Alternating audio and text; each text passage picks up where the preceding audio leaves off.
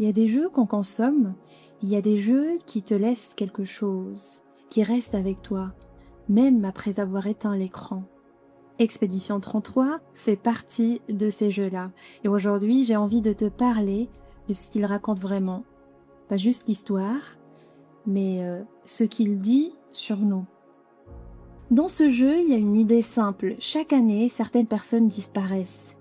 Pas à cause d'une guerre, pas à cause d'une maladie, juste parce qu'une entité décide que leur temps est terminé.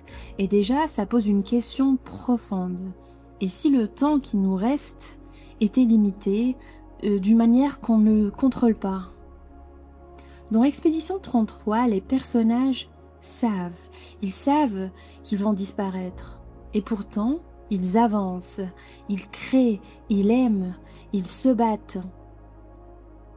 Et là, il y a quelque chose de très humain, parce que nous aussi, on sait que le temps passe, on sait que tout est temporaire, mais on vit comme si on avait tout le temps du monde. Ce jeu, il te rappelle quelque chose de brutal. Tu ne contrôles pas tout. Et ça, c'est difficile à accepter, parce qu'on passe notre vie à essayer de planifier, anticiper, sécuriser, maîtriser. Mais au fond, il y a toujours une part qui nous échappe.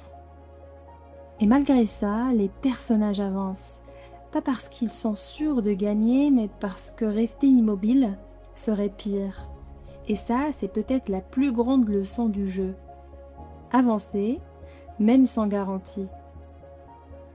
Ce qui rend ce jeu si puissant, c'est qu'il est beau, mais triste. Il mélange la lumière et l'obscurité, l'espoir et la perte, un peu comme la vie. Et c'est pour ça que ça touche autant, parce que ça ne ment pas. Au fond, Expédition 33 ne parle pas de mort.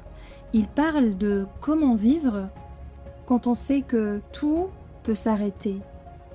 Et en y réfléchissant, peut-être que la vraie question n'est pas combien de temps il nous reste, mais qu'est-ce qu'on fait avec le temps qu'on a?